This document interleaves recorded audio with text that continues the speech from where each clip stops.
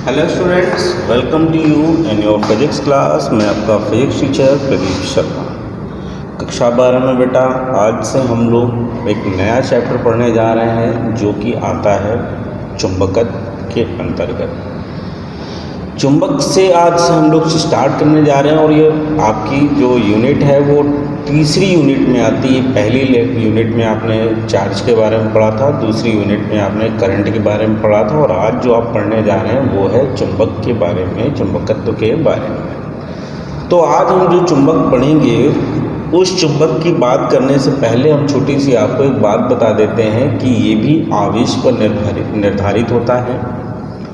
मतलब क्या है कि अभी तक आपने जितना भी पढ़ा वो सारा आवेश से संबंधित रहा और वो सब उस स्थिति में पढ़ा जिस स्थिति में आवेश स्थित होता है कहीं पर। ठीक है, अगर कहीं पर आवेश स्थित है तो हमने जितना भी अभी तक इलेक्ट्रोस्टैटिक में पढ़ा और इलेक्ट्रिक करंट में पढ़ा ये सारा एक स्थिर आवेश के लिए। लेकिन जैसे ही हम लोग मैग्नेटिक स्टार्ट करते हैं, चुंबक स्टार्ट करते हैं, वैसे ही सबसे पहला जो चैप्टर हमारे सामने आता है वो आता है गतिमान आवेश तथा चुंबकीय क्षेत्र। यानी चैप्टर ही स्टार्ट होगा हमारा मूविंग चार्ज से। यानी चार्ज आवेश या आवेशित कण वो जो कहीं पर मूव कर रहा है यानी कहीं पर गति कर रहा है वहाँ से स्टार्ट होगा। लेकिन उससे पहले ही बात कर लेते हैं छोटी सी कि चुंबक क्या होता है। तो चुंबक वह पदार्थ कहलाता है जो लोहे और लोहे से बनी छोटी छोटी वस्तुओं को अपनी ओर आकर्षित कर ले। ठीक है, फिर बात आती है इसी पर कि एक और बात बनेगी कि चुंबकीय क्षेत्र क्या होता है। भाई अगर ये चीज़ों को आकर्षित कर रहा होगा तो एक एरिया होगा, एक क्राइटेरिया होगा, वहाँ तक की चीज़ों को ये अपनी ओर क्या करेगा, आकर्षित करेगा। तो ये बनता है चुंबकीय क्षेत्र। मान लीजिए हमारा कोई ये एक चुंबकीय पदार्थ रखा है और ये यहाँ स्थित और यहाँ स्थित वस्तुओं को अपनी ओर आकर्षित कर रहा है। ठीक है, तो इसका मतलब हम ये समझ जाएंगे कि इसके चारों ओर का ये जो फील्ड है, ये जो क्षेत्र है, ये क्षेत्र बन गया चुंबकीय क्षेत्र। अब अगर यही पार्टिकल लोहे का यहाँ की जगह यहाँ रख दिया जाए तो ये इसको आकर्षित नहीं करेगा, अर्थात ये जो यहाँ पर आकर्षित नहीं करेगा तो मतलब ये इसका चुंबकीय क्षेत्र नहीं है। दूसरी बात आपको बता दें कि ये जो चुंबकीय क्षेत्र बनता है ये बनता है चुंबकीय बल रेखाओं से। किससे बनता है? चुंबकीय बल रेखाओं से। मतलब क्या होता है कि मान लीजिए हमारे पास ये कोई एक क्षण चुंबक है। अब अगर आपने छोटी क्लासों में चुंबक के बारे में पढ़ा है तो आप समझेंगे कि एक चुंबक में दो ध्रुव होते हैं। पहला होता है नॉर्थ यानी उत्तरी ध्रुव, दूसरा होता है साउथ यानी दक्षिणी ध्रुव। हर चुंबक के उत्तरी ध्रुव से कुछ काल्पनिक बल रेखाएं निकलती हैं, ईएम वेव्स निकलती हैं जो उत्तरी ध्रुव से घूमते हुए वक्राकार पथ बनाते हुए दक्षिणी ध्रुव में प्रवेश करती हैं और दक्षिणी ध्रुव के भीतर से होते हुए ये पुनः उत्तरी ध्रुव में आ जाती है। ठीक है, इस प्रकार ये अपना एक चक्कर पूरा कर लेती है। ये जैसा ऊपर है वैसा ही नीचे होगा। ठीक है, तो अब ये जो वैद्युत बल रेखाएं हैं या ये जो चुंबकीय बल रेखाएं हैं, इन रेखाओं को हम कहते हैं चुंबकीय बल रेखाएं। पहले तो ये समझ लो, कहता है ये जो काल्पनिक रेखाएं हैं जो आपको दिख नहीं रही हैं लेकिन अपना काम लगातार कर रही हैं, तो इन बल रेखाओं को कहेंगे चुंबकीय बल रेखाएं। अब ये बल रेखाएं जितना दूर तक जाएंगी वहां तक बनेगा इस चुंबक का क्षेत्र, जिसे हम कहेंगे चुंबकीय क्षेत्र। क्या कहेंगे? चुंबकीय क्षेत्र। ठीक है, बात समझ में आ रही है? अब बात ये होती है कि ये चुंबकीय क्षेत्र कैसे बना, है ना। तो इसके लिए देखो, पहली बात तो बहुत सारे वैज्ञानिक हैं, उन्होंने अपना बहुत अलग अलग तरह के एक्सपेरिमेंट किए। उनमें से एक एक्सपेरिमेंट हम आपको पहले करा के बताते हैं। आप एक कंपास ले लीजिए। कंपास में क्या होता है? चुंबकीय सुई होती है। कंपास में क्या होता है? चुंबकीय सुई होती हैं। और जो चुंबकीय सुई होती है उसमें बेटा मतलब ये है कि जो सुई होगी उसमें दो ध्रुव होंगे, है ना। जो सुई होती है वो कुछ इस तरह से होती है, ये। ठीक है, तो एक ध्रुव जो है N को प्रदर्शित करेगा, एक ध्रुव जो करेगा किसको? S को प्रदर्शित करेगा। ठीक है, अब आपको क्या करना है कि एक छोटी सी बात और समझनी है कि हमेशा, जैसे हमने आवेश में पढ़ा था कि विपरीत ध्रुव एक दूसरे को आकर्षित करेंगे और समान ध्रुव एक दूसरे को प्रतिकर्षित करेंगे। तो अगर इस चुंबकीय सुई को हम इसके पास लेकर आएंगे तो ये किस सिरे के पास लाया जा रहा है, नॉर्थ यानी उत्तरी ध्रुव के पास लाया जा रहा है, तो इसका साउथ सिरा जो होगा वो इसकी तरफ आ जाएगा, यानी जो दक्षिणी सिरा होगा वो इसकी ओर आकर्षित होगा। तो अब जो बात हो रही है कि हमने सबसे पहले क्या किया, चुंबकीय सुई को यहाँ रखा, और जब यहाँ रखा तो हमने क्या देखा कि जो उसका दक्षिणी सिरा है वो इस तरफ आ गया, जो उसका दक्षिणी सिरा है वो इस तरफ आ गया और उत्तरी सिरा इधर हो गया। फिर हमने उसको यहाँ पर रखा तो हमने देखा कि उसका जो दक्षिणी सिरा है वो इस तरफ है और जो उत्तरी सिरा है वो इस तरफ है। फिर हमने यहाँ रखा तो हमने देखा कि अभी भी वही है, उसका दक्षिणी सिरा जो है वो इस तरफ है और इसका उत्तरी सिरा जो है वो इस तरफ है। फिर हमने यहाँ पर रखा तो हमने अब देखा कि उसका उत्तरी सिरा जो है वो इस तरफ है और उसका दक्षिणी सिरा इस तरफ है। ठीक, यानी ये जो क्रम है वो लगातार चलता रहा। तो अब बेटा इनके इस डायरेक्शन को, इसकी इस डायरेक्शन को हमने अगर लाइन से मिलाया तो ये बन गई चुंबकीय बल रेखाओं की दिशा। ठीक है, और ये बनेगी आपकी चुंबकीय बल रेखा। ये प्रयोग है, ये एक्सपेरिमेंट है, पहले 12th में कराया जाता था, अब नहीं है। ठीक, तो अब बात करते हैं इसके बाद वैद्युत धारा से इसकी बात की गई कि वैद्युत धारा से चुंबक का क्या संबंध है। तो ऑस्टेड जो वैज्ञानिक थे उन्होंने क्या किया, एक एक्सपेरिमेंट किया। उन्होंने एक सर्किट बनाया, इस सर्किट में उन्होंने धारा को प्रवाह किया बैटरी लगाकर। ठीक है, पॉजिटिव ये है तो धारा ऐसे बहेगी, और जब इसमें धारा बहाई तो उन्होंने यहाँ पर जैसे ही चुंबकीय सुई, पहले अगर मान लो इसमें धारा नहीं बह रही है, फर्स्ट सिचुएशन, तो जो चुंबकीय सुई है वो तो पृथ्वी के उत्तरी और दक्षिणी ध्रुव की ओर रुकेगी। ठीक है, लेकिन जैसे अगली कंडीशन में इसमें धारा बह गई, वैसे ही जो ये चुंबकीय सुई थी रिफ्लेक्ट हो गई, यानी परावर्तित हो गई, और किसी एक दिशा में ये क्या हो गई, किसी एक दिशा में इसकी डायरेक्शन हमको मिल गई।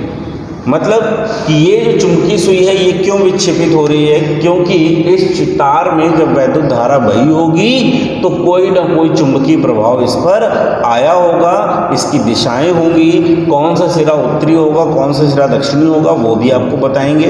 फिलहाल अभी आप ये समझिए कि अगर किसी चालक तार में वैद्युत धारा बहती है तो उस चालक तार के चारों ओर एक चुंबकीय क्षेत्र स्थापित हो जाता है। इसे हम लोग कहते हैं वैद्युत धारा का चुंबकीय प्रभाव। क्या कहते हैं, वैद्युत धारा का चुंबकीय प्रभाव। फिर बायो-सेवर्ट आए और उन्होंने क्या किया कि इस प्रभाव को और अच्छे से हमको समझाया, है ना। तो यहाँ से हम अब इस चैप्टर को शुरू करने जा रहे हैं, जिसे बोलेंगे बायो-सेवर्ट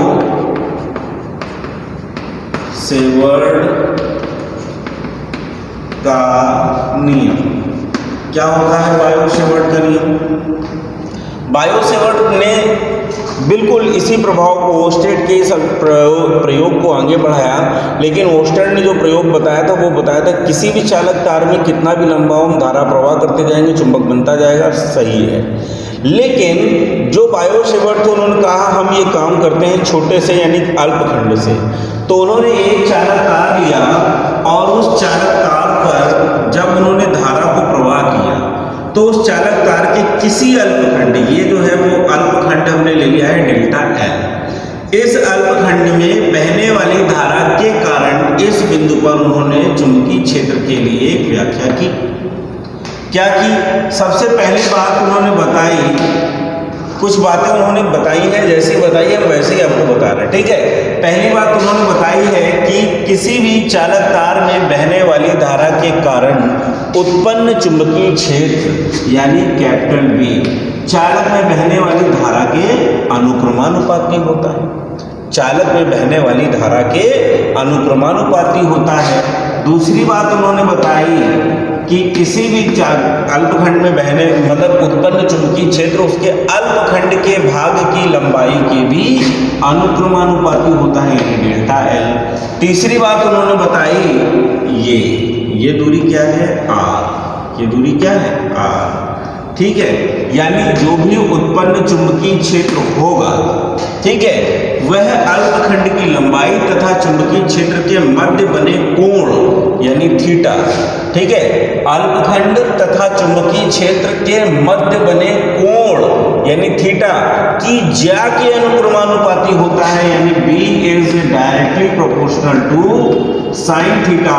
और चौथी बात उन्होंने सिंपल सी बता दी कि जैसे जैसे दूरी बढ़ेगी वैसे वैसे चुंबकीय क्षेत्र का मान भी घटना चाहिए, है ना।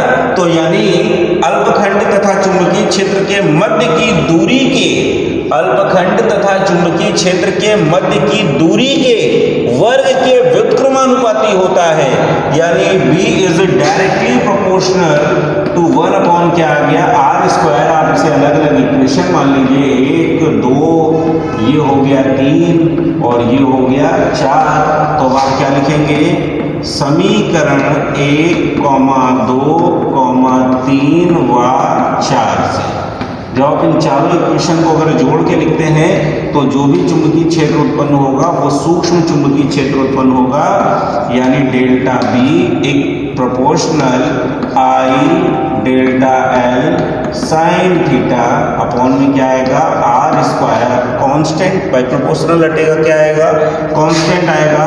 तो यहाँ पर जो कांस्टेंट आएगा वो मैग्नेटिक से आएगा, यानी mu not upon 4 pi i delta L sine theta upon r square. अब इन्हीं स्थितियों के लिए पूछता है कि अधिकतम चुंबकीय क्षेत्र कहाँ पर मिलेगा, तो इस थीटा का मान जब अधिकतम हो जाएगा, है ना। अधिकतम चुंबकीय क्षेत्र के लिए अधिकतम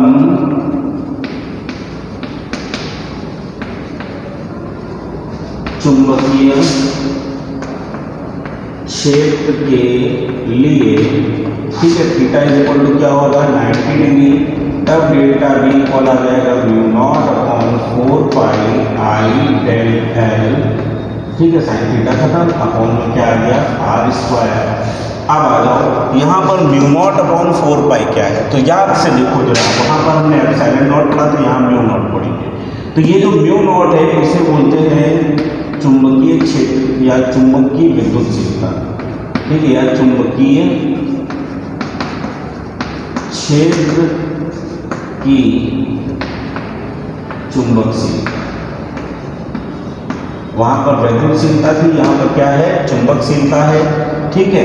तो बेटा ये कांस्टेंट है, इसका मान होगा कितना होगा, mu not is equal to होता है 4 पाई इंटू 10 की पावर 7, या करके आप लिख सकते हैं म्यू नॉट अपॉन 4 पाई, इस पूरे का मान लिख सकते हैं 10 की घात -7। ठीक, ये चीज़ें आपको मिलने वाली थी बायो सेवर्ट के नियम से। एक छोटी सी बात और बता दें कि जब हम गणितीय रूप में यूज करेंगे तो इसी का गणितीय रूप जो होगा, मैथमेटिक्स फॉर्मेट जो होगा, वो डेल्टा बी चेंज होगा, del B mu not upon 4 pi into I, और यहाँ पर आएगा डेल एल साइन थीटा, और अपॉन में क्या आएगा, आर स्क्वायर, ठीक है। तो ये है चुंबकीय क्षेत्र यानी लिखने का गणितीय रूप, और ये जो है वो साधारण रूप है जब आप डेरिवेशन को कर रहे हैं, ठीक है। समझ में आया, फटाफट इसको कॉपी करो, फिर अगला डेरिवेशन पढ़ते हैं।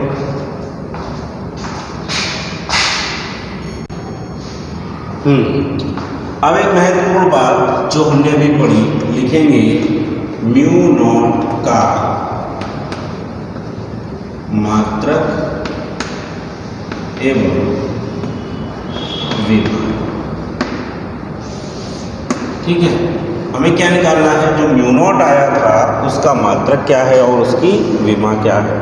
तो उसके लिए हमारे पास जो फॉर्मूला था वही यूज कर सकते हैं। तो क्या लिखेंगे, we know that del B equal mu naught upon 4 pi into I delta L sin theta upon R square से अब इसमें से देखो साइन थीटा और 4 पाई ये दोनों कैसे हैं, कांस्टेंट हैं, इनको हटा दिया जाएगा। तब डेल्टा बी इक्वल क्या लिखेंगे, मात्रक के लिए याद रखना, जब मात्रक निकालें तभी हम उनको हटा रहे हैं, यानी delta B equal mu naught into I delta L upon क्या आएगा, आर स्क्वायर। यहाँ से किसका मात्रक निकालना है, म्यू नॉट का, तो म्यू नॉट इक्वल आएगा delta b into r square upon में क्या आएगा, आई इंटू डेल्टा एल।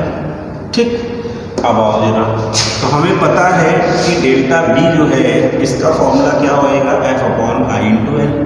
याद है एफ बराबर क्या होता था, आई बी एल, तो यहाँ से बी बराबर क्या आ जाएगा, F upon I into L, या सीधे से मात्रक कर दो, इसका मात्रक होता है न्यूटन बटे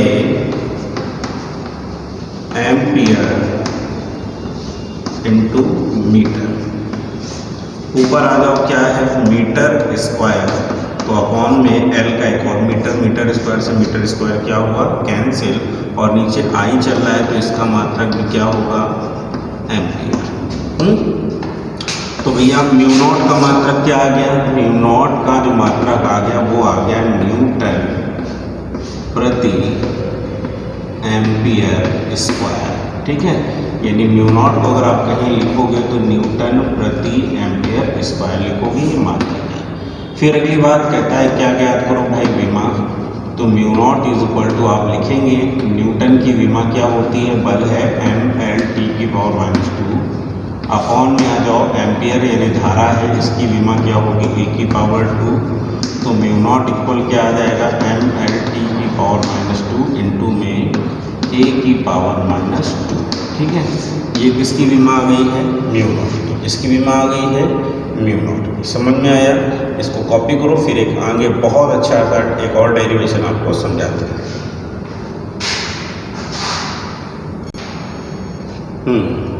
अब आगे जो पढ़ने जा रहे हैं वो है म्यू नॉट तथा एप्सिलॉन नॉट में संबंध। कई तरह से ये पूछा जाता है, अनसॉल्व पेपर जब पढ़ोगे तो समझ में आएगा कि म्यू नॉट जो होता है उसे चुंबकशीलता कहते हैं, जबकि एप्सिलॉन नॉट जो होता है इसे विद्युतशीलता कहते हैं। ठीक है, तो अब इसके संबंध के लिए हम क्या करेंगे, हमें छोटी सी जो बातें पता है वो हम लिख लेंगे यहाँ पर, वी नो दैट, कि अगर म्यू नॉट अपॉन 4 पाई पूरा दिया जाएगा तो इसका मान होगा 10 की घात माइनस 7, जबकि 1/4 पाई एप्सिलॉन नॉट अगर होगा तो इसका मान होगा 9 इंटू 10 टू पावर 9। इसे आप मान लीजिए समीकरण 1 और इसे मान लीजिए समीकरण 2। क्या लिख लें, समीकरण 2 में 1 का भाग लें। ठीक है, यानी समीकरण 2/1 करने पर चलिए भाग देते हैं, तो 2 लिखेंगे 1/4 पाई एप्सिलॉन नॉट, और इसमें भाग दिया जाएगा कितने का, म्यू नॉट अपॉन 4 पाई का। यहाँ पर अगर देखेंगे तो आएगा 9 इंटू 10 टू पावर 9, और अपॉन में आ जाएगा 10 की घात माइनस 7। ठीक है, ये 4 पाई कहाँ आ जाएगा, ऊपर, कहाँ आ जाएगा, ऊपर, तो यहाँ पर हमें बचेगा 4 पाई अपॉन में कितना आ जाएगा, 4 pi epsilon not mu naught. देखिए ये क्या हुआ, कैंसिल, यहाँ पर आएगा 9 इंटू 10 टू पावर 9, अपॉन में कितना आएगा, 10 की घात माइनस 7, ऊपर आएगा तो प्लस का हो जाएगा, यानी यहाँ पर हमको क्या मिलेगा, epsilon naught into mu not equal 9 into 10 to power 16, यानी इसी को लिख सकते हैं mu naught epsilon naught equal 3 into 10 to power 8 का होल ऑफ स्क्वायर। लिख सकते हैं ना, देखो ध्यान से, तो ये आ गया mu naught epsilon naught equal C का स्क्वायर। सी क्या है, 3 × 10 की घात 8 मान किसका होता है, प्रकाश की चाल का, तो सी क्या है, प्रकाश की चाल है। तो सी इक्वल हम लिख सकते हैं अंडर रूट के अंदर 1/म्यू नॉट एप्सिलॉन नॉट। ठीक है, ये संबंध याद रखना, ये कई बार पूछा जाता है कि 1/रूट में म्यू नॉट एप्सिलॉन नॉट किसके बराबर होता है। ठीक है, कई बार पूछा गया है, कई तरह से पूछा जाएगा, तो याद रखना। अगर कभी कभी पूछ दे कि इसका मान कितना होता है तो हम बताएंगे ना, इसका मान होता है और करके 1/रूट के अंदर म्यू नॉट एप्सिलॉन नॉट का 3 × 10⁸ मीटर प्रति सेकंड भी होता है। ठीक है, समझ में आया कि नहीं आया? बिल्कुल आएगा। अच्छे से भी कॉपी करो, फिर अगला पढ़ते हैं।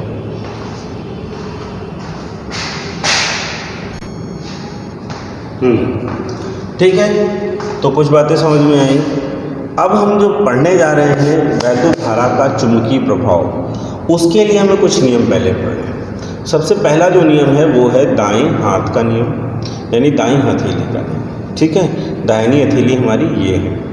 अगर हम अपने दाहिने हाथ की उंगलियों यानी इन उंगलियों और अंगूठे को इस प्रकार फैलाएं कि ये फैली हुई उंगलियां अंगूठे के लंबवत हैं, तो अंगूठा जो होगा वो चालक तार में बहने वाले धारा की दिशा को प्रदर्शित करेगा।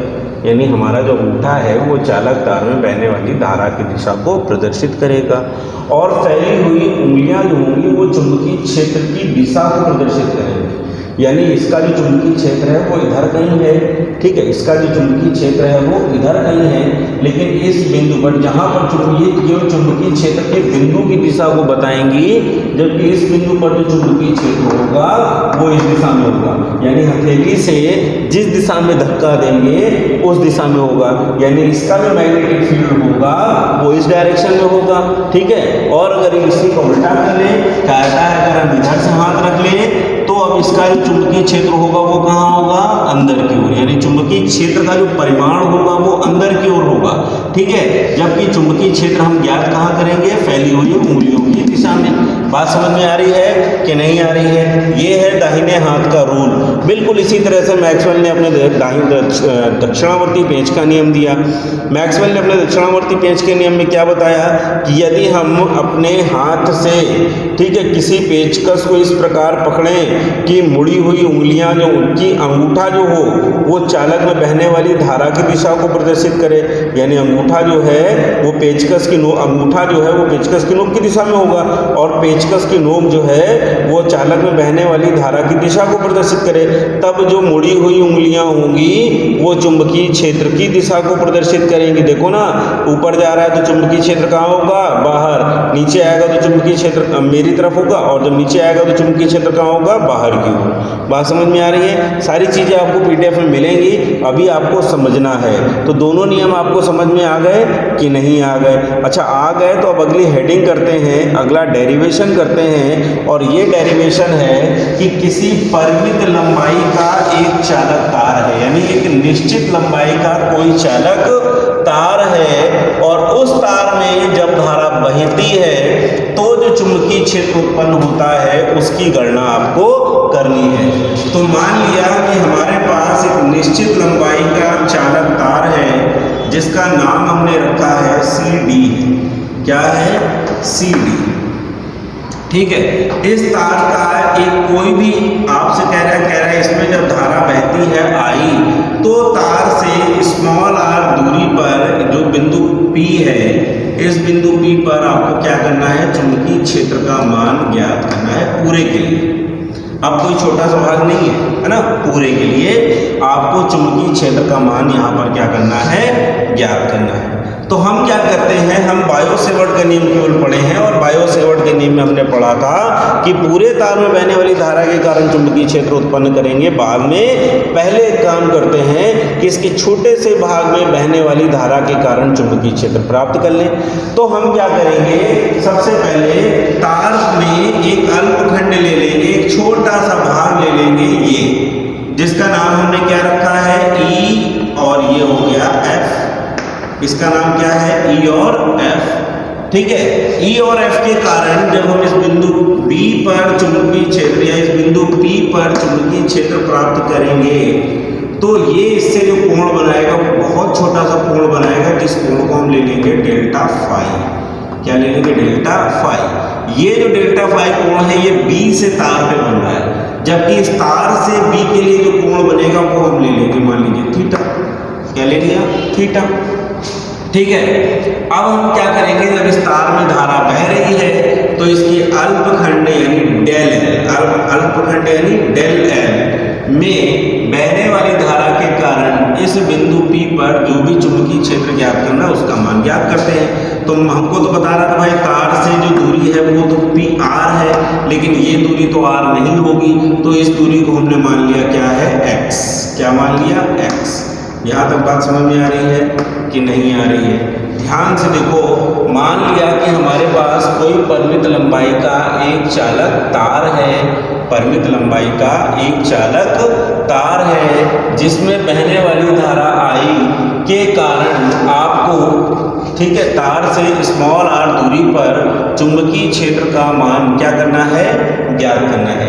यानी चुंबकीय क्षेत्र का मान आपको क्या करना है, यहाँ पर ज्ञात करना है। ठीक है, बात समझ में आ रही है कि नहीं आ रही है? ठीक, तो अब हमने माना कि तार पे कोई एक अल्पखंड है जिसकी लंबाई कितनी है, डेल्टा एल है, और यहाँ से जो कोण है वो कितना है, थीटा है। कितना है, थीटा है।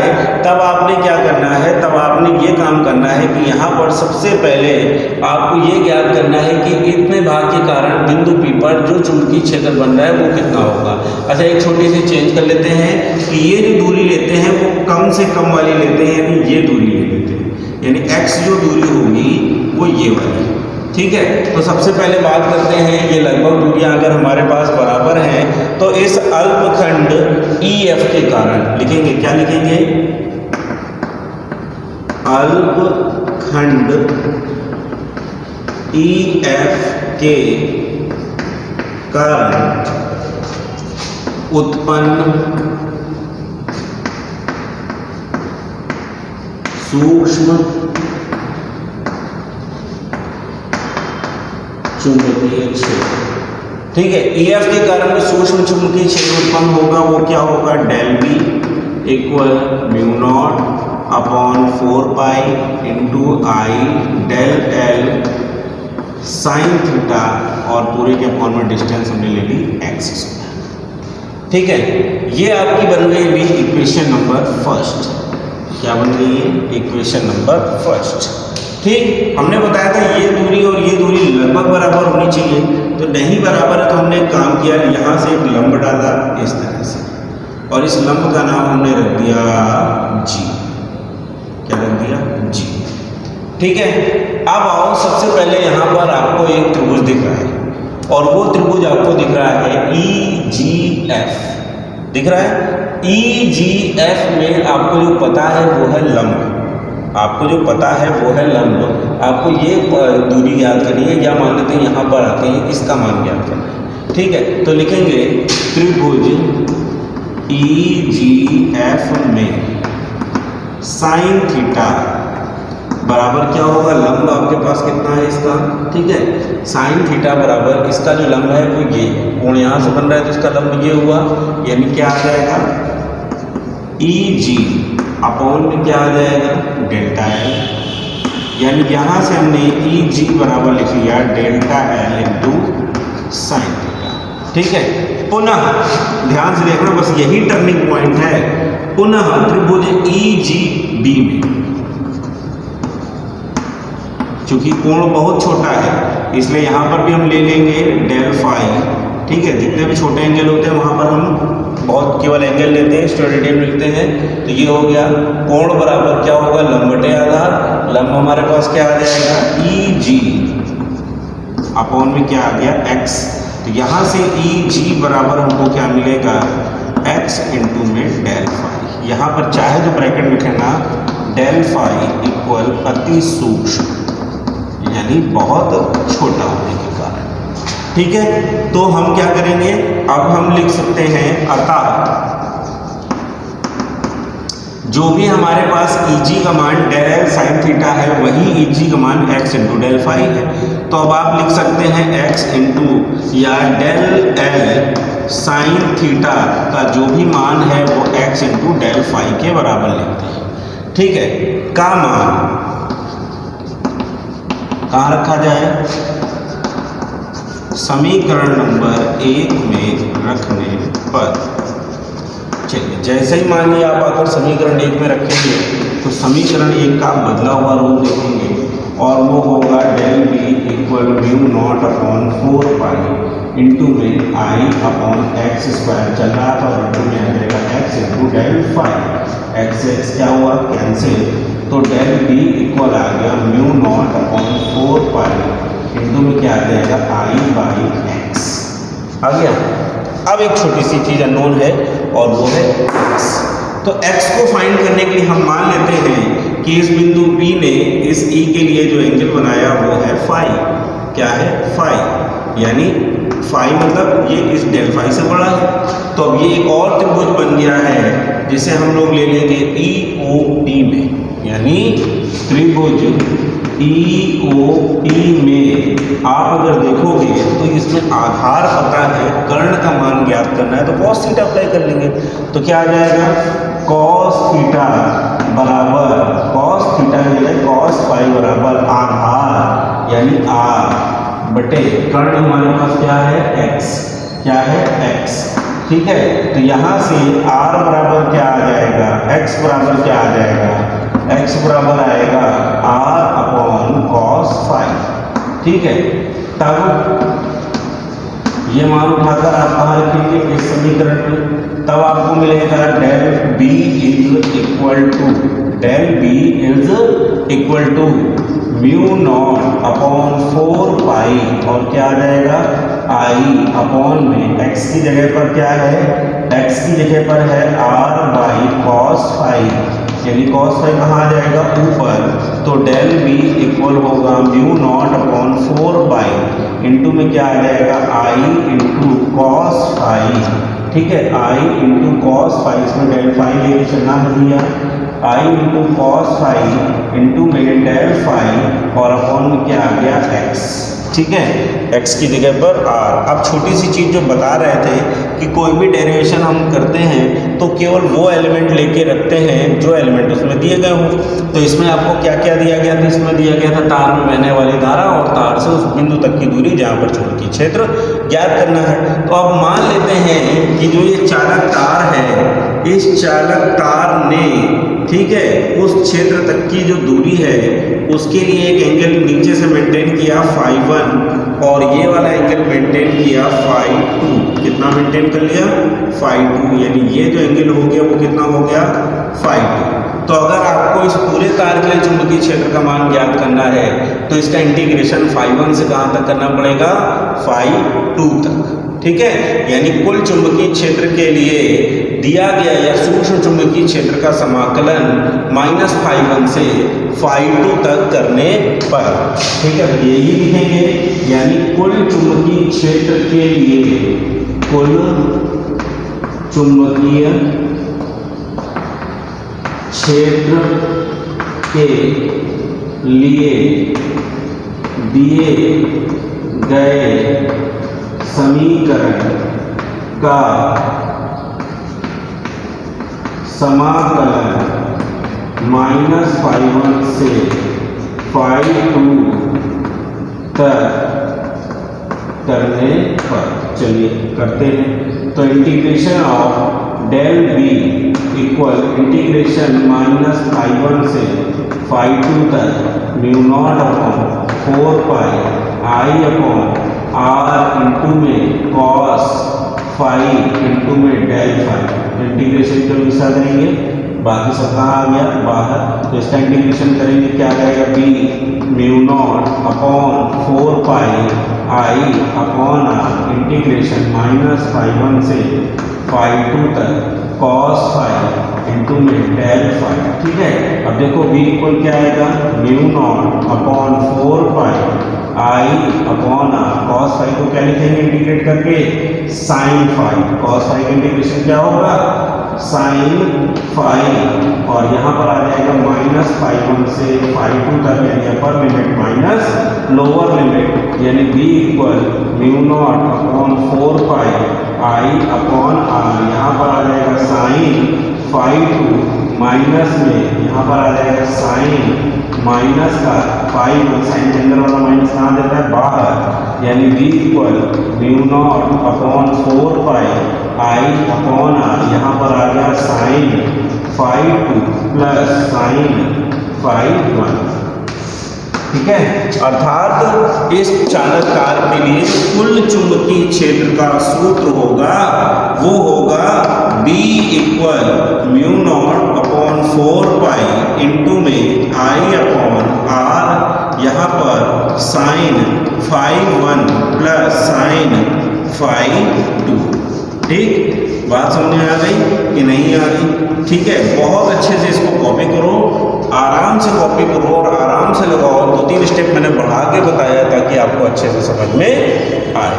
ठीक, इसको कॉपी करो, फिर आगे पढ़ते हैं।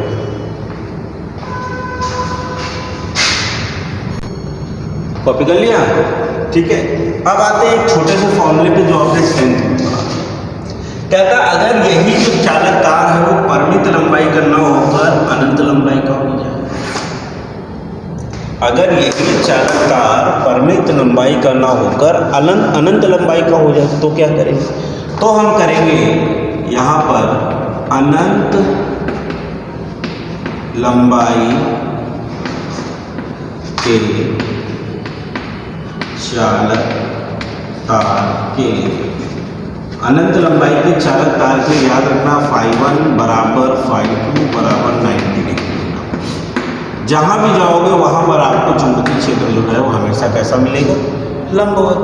अर्थात तब आप लिखेंगे B equal mu not upon 4 pi I upon R और इंटू में साइन 90 प्लस साइन 90, यानी B इक्वल कितना आ गया? Mu not upon 4 pi I upon R और यहाँ पर होगा 1 प्लस 1, यानी B इक्वल आएगा mu not upon 4 pi into में I अपॉन R और इंटू कितना आ गया? 2 दूनी 4, यानी B equal mu not upon 2 pi into में I अपॉन R। समझ में आई बात कि नहीं आई? ठीक है, ठीक है, ये हुआ आपका ये डेरिवेशन कंप्लीट। इसे कॉपी करो, फिर हम आगे आपको अगला डेरिवेशन समझाते हैं।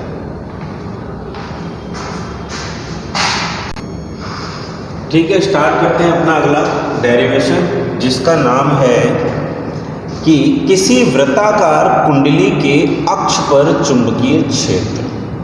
वृत्ताकार कुंडली कैसी होती है? आपने रिंग देखी? रिंग कोई छल्ला जैसे मुंगली में पहनते हैं वो वाला छल्ला, वैसे एक बहुत बड़ा रिंग है।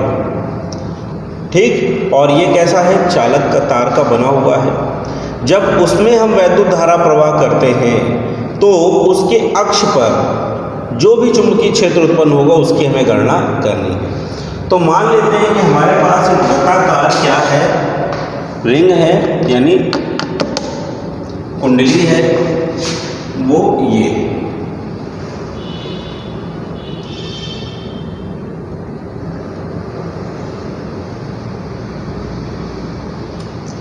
ठीक, जिसकी त्रिज्या जो है वो स्मॉल a है। क्या है? स्मॉल a है। और इस पर जब धारा स्मॉल i बहती है, यानी पहले तुमने मान लिया कि इसमें तार के कितने फेरे हैं? कैपिटल N फेरे हैं। कितने फेरे हैं? कैपिटल N फेरे इस पर लपेटे हुए हैं ये। और जब इन तार में स्मॉल i धारा प्रवाह होती है तो इससे स्मॉल r दूरी पर हमने मान लिया कि एक बिंदु P है। इस बिंदु P पर आपको परिणामी चुंबकीय क्षेत्र का मान ज्ञात करना है। ठीक है, तो अब सबसे पहले आते हैं हम अपने छोटे वाले काम पर, यानी बायो-सेवर्ट के नियम पर, और बायो-सेवर्ट के नियम से इसको भी करेंगे। मान लेते हैं कि इस कुंडली पर 2 अल्पखंड हमने ले लिए। पहला ले लिया A B और दूसरा ले लिया C और D, दोनों एक दूसरे के अपोजिट है। और इन दोनों अल्पखंड की लंबाई हमने ले ली डेल्टा L। सबसे पहले ए बी के सिर्फ जो अल्पखंड होगा, इस अल्पखंड के कारण इस बिंदु P पर जो चुंबकीय क्षेत्र बनेगा वो मान लिया आपको मिलेगा ये।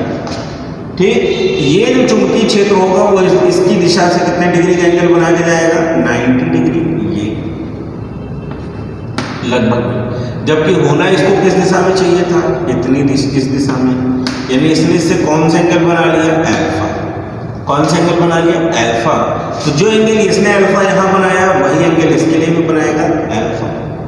ठीक, यानी अब ये जो एंगल है वो आपकी दिशा है डेल बी, यानी इस सूक्ष्म खंड ए बी के कारण जो सूक्ष्म चुंबकीय क्षेत्र उत्पन्न हुआ वो उत्पन्न हुआ डेल बी। इसके ये वाला जो घटक होगा वो क्षैतिज घटक होगा और ये एक घटक बनेगा जिसे हम लोग ऊर्ध्वाधर घटक बोलेंगे। किसके लिए? डेल बी का। डेल बी का एक बनेगा क्षैतिज घटक जिसे बोलेंगे डेल बी कॉस एल्फा और इसको बोलेंगे डेल बी साइन एल्फा। ठीक उसी प्रकार से हम काम यहाँ पर करें, यानी जब इस सूक्ष्म अल्पखंड सी डी के कारण हम बिंदु P पर कोई चुंबकीय क्षेत्र प्राप्त करेंगे तो वो भी इससे लगभग इतना एंगल बना के जाएगा और ये भी बनेगा डेल बी। फिर से इसको अगर होना इस डायरेक्शन में चाहिए था तो यहाँ पर बनाएगा डेल बी कॉस एल्फा और इसका भी एक ऊर्ध्वाधर घटक बनेगा जिसे हम बोलेंगे डेल बी साइन एल्फा। ठीक, बात समझ में आ रही है कि नहीं आ रही है? तो मान लिया ये जो दूरी है वो दूरी हो गई r और ये जो दूरी है वो दूरी हो गई x। क्या हो गई? x। ठीक, इबारत आपको लिखनी आती होगी, अच्छे से आप लिख लेंगे। अब क्या करते हैं, सबसे पहले लिखते हैं अल्पखंड डेल एल के कारण बिंदु P पर उत्पन्न चुंबकीय क्षेत्र। लिखेंगे अल्पखंड डेल एल के कारण बिंदु P पर उत्पन्न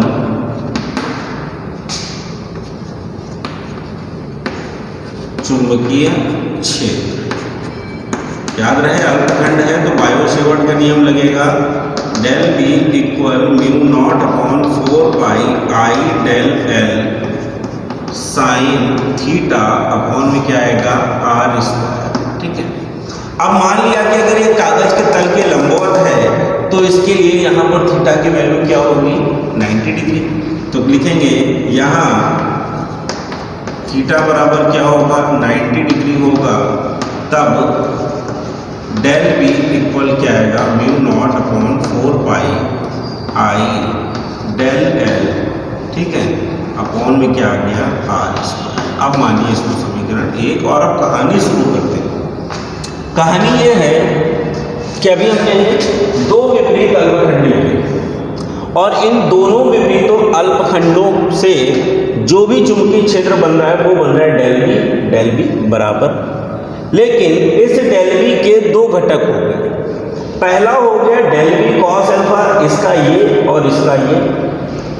अगर हम इन्हें वेक्टर यानी सदिशों के रूप में जोड़ेंगे तो ये बराबर है और विपरीत है, यानी ये वाले जो घटक बनेंगे वो सारे घटक क्या हो जाएंगे? कैंसिल हो जाएंगे। लेकिन इन सभी के ये घटक जो होंगे वो सारे घटक क्या होंगे? जुड़ेंगे। और ये ध्यान से देखो, ये उसी दिशा में घटक है जिस दिशा पे आपको चुंबकीय क्षेत्र का मान ज्ञात करना है। तो क्या लिखेंगे? अतः बिंदु P पर कुल चुंबकीय क्षेत्र। ठीक है, तो क्या लिखेंगे? बिंदु P पर अतः बिंदु P पर कुल चुंबकीय क्षेत्र। बिंदु P पर जो कुल चुंबकीय क्षेत्र होगा वो B और इन सभी का योग करना पड़ेगा, यानी integration of del b into में साइन एल्फा। ठीक है, अब आ जाओ डेल बी की वैल्यू हमारे पास क्या है? B equal integration mu not upon 4 pi I upon r square into में क्या आ जाएगा? Sine alpha. ठीक है, अब बात ये आ जाती है कि अब हमें यहाँ पर साइन एल्फा की भी वैल्यू चाहिए। क्यों? क्योंकि इसमें हमें इंटीग्रेशन किसका करना है? डेल एल का। किसका करना है? डेल एल का। तो साइन एल्फा की लिए, ठीक है, त्रिभुज ले लो पी ओ ए में। ठीक है, तो क्या लिखेंगे? चित्र से सीधे लिख लो, चित्र से साइन एल्फा बराबर क्या हो जाएगा? साइन थीटा बराबर क्या होता है? लंब बटे कर्ण। लंब बटे कर्ण यानी ए अपॉन क्या आ गया? आर। साइन एल्फा बराबर क्या आ जाएगा? A upon are. तब ठीक है, तब क्या किया जाए? आ जाओ भाई देखते हैं। B is equal to integration of mu not upon 4 pi into में i upon r square into में, ठीक है, डेल एल। डेल एल चल दो यहीं पर, और साइन अल्फा की जगह क्या आ जाएगा ए अपॉन आर, मतलब बी इक्वल आ गया mu not upon 4 pi into में I A upon R cube integration of में क्या आ गया डेल एल, मतलब इस छोटे से भाग का हमें क्या करना है समाकलन। तो जब इस छोटे से भाग का समाकलन करेंगे तो क्या आ जाएगा 2 पाई आर, क्या आ जाएगा 2 पाई आर। तो b इक्वल क्या आ जाएगा mu naught upon 4 pi into में I A upon R cube into में 2 पाई आर की जगह रेडियस कितनी है a, तो ये हो गया a स्क्वायर, यानी b इक्वल आ गया mu not upon 4 pi into में आई ए स्क्वायर अपॉन में क्या आ गया आर क्यूब। ये आपका एक सिंपल सा क्या हो गया डेरिवेशन, ये आपका सिंपल से क्या हो गया डेरिवेशन। लेकिन यहीं पर देख लो वी नो दैट क्या क्यों लिखेंगे, क्योंकि आपको आर नहीं पता होता, आपको बता रहा एक्स, तो आर स्क्वायर बराबर आएगा ए स्क्वायर प्लस एक्स स्क्वायर, यानी आर बराबर क्या हो जाएगा ए स्क्वायर प्लस एक्स स्क्वायर की पावर n/2। तब आ जाओ b equal mu not upon 4 pi into में कितना आ जाएगा आई ए स्क्वायर अपॉन में आर की जगह क्या आएगा ए स्क्वायर प्लस एक्स स्क्वायर की पावर 3 था इंटू में 1/2 कर देंगे। तो b इक्वल आ गया mu not upon 4 pi I A square upon में ए स्क्वायर प्लस एक्स स्क्वायर की पावर कितनी हो गई 3/2। ठीक है, ये बात समझ में आ गई कि नहीं आई। ये है कुंडली के अक्ष पर चुंबकीय क्षेत्र। अगर कभी कह देता है कि केंद्र पर, तो क्या लिखेंगे कुंडली के केंद्र पर बात करेंगे तो एक्स बराबर क्या रखना पड़ेगा 0, भाई यही एक्स कहाँ आ जाएगा केंद्र पर आ जाएगा। तो b इक्वल आ गया mu not upon 4 pi into I A square, ये 0 का यानी ए स्क्वायर की पावर 3/2 खत्म हो गया। तो यहाँ पर क्या आ गया mu not upon 4 pi into में आई ए स्क्वायर अपॉन में ए क्यूब। जरा देखो क्या बच रहा है mu naught upon 4 pi into में आई अपॉन में क्या आ गया ए। ये क्या है केंद्र पर चुंबकीय क्षेत्र। ठीक, समझ में आ गया। लैंग्वेज बहुत अच्छे से समझना है और अच्छे से करना है। तो मिलते हैं आपको अपनी क्लास में अगली वाली। आप इसे अच्छे से समझिए, कॉपी कीजिए, बेहतरीन तरह से लिखिए। ठीक है।